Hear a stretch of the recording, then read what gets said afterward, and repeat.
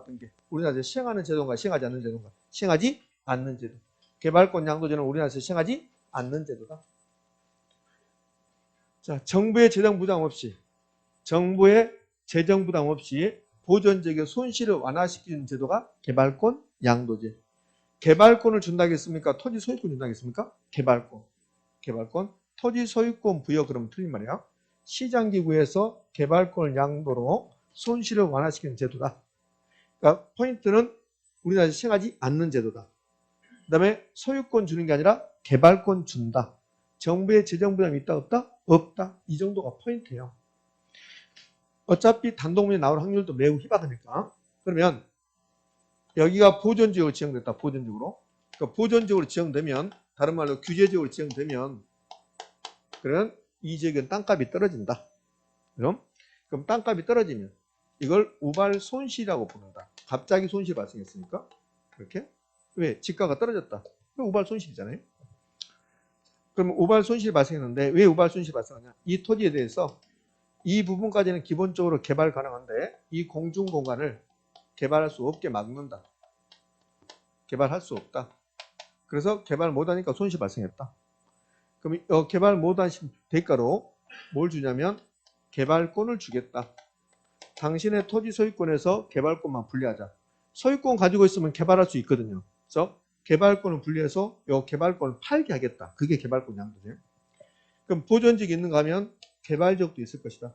그럼 보존지역과 개발지역이 이렇게 나란히 있으면 지역 간의 형평성의 문제가 있을까 없을까? 있겠죠. 이게 지금 지역지구제야. 지역지구제는 보존지역은 땅값이 떨어지고 개발지역은 땅값이 올라가죠. 지역지구제의 가장 큰 문제점.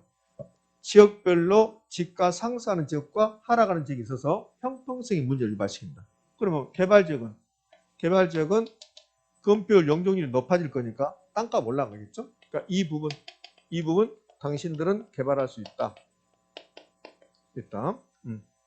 그러면 개발한다면 그러면 건폐율 용적률이 높아질 거니까 이익이 발생한다. 갑자기 우발 이익이 발생한다. 이게 형평성 문제예요. 어느 지역은 손실, 어느 지역은 이익, 형평성 문제. 그래서 국가가 이 보존적 토지 소유자들에게 미안합니다. 이렇게 규제해서 그래서 국가가 보상금 줬어. 보상. 국가의 재정으로 우리가 낸 세금으로 보상금 줬습니다. 그 보상금을 주면 이 보존적의 손실은 없어져요. 그렇다고 해서 형평성 문제가 해결되는 게 아니에요.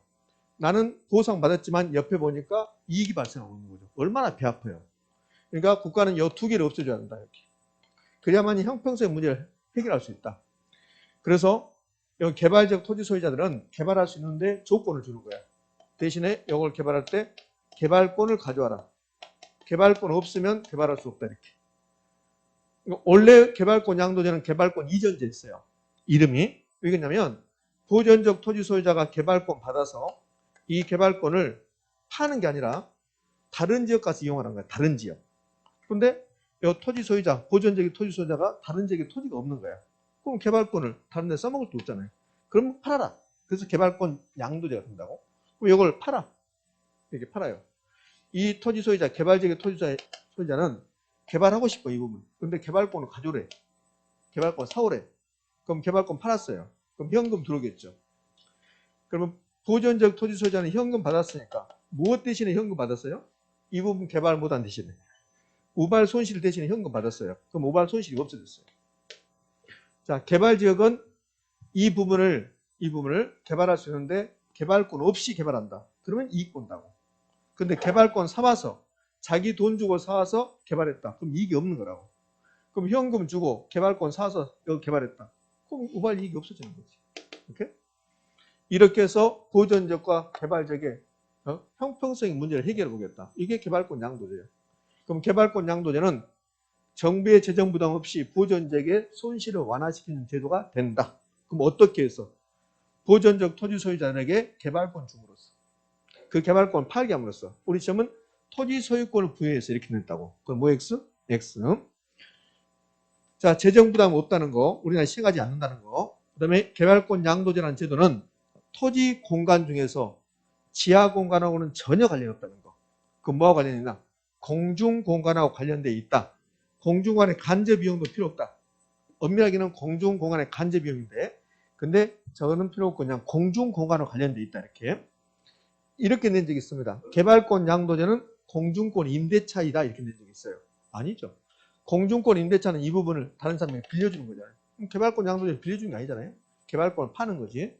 그래서 공중권 임대차는 아니다. 그러니까 공중권과 관련돼 있지 공중권 임대차는 아니라는 거. 개발권 양도제 끝났습니다. 이제 개발권 양도제 나왔네요. 그러면 시행하지 않는다. 원래 목적은 개발권 양도제 원래 목적은 이 보존지역의 교회를 보호할 목적이다. 교회. 미국에서 이 지역을 개발하려고 하는데 이 교회가 미국의 역사 문화재에 있어요. 그러면 여기를 보존해야 돼. 이 교회를. 그래서 여기를 보존지역 지정합니다. 그 보존지역 지정했더니 손실이 발생했다. 그럼 어떻게 할까? 그러니까 개발권 줘서 개발권 사교 팔게 하자. 그래서 만들어진 게 개발권이에요. 그러니까 원래는 역사문화재 보존이었습니다. 그러니까 이게 우리 시험에 한번 등장하죠. 개발권 양도제는 원래 역사문화재를 보호할 목적이었다. OX, O 이렇게.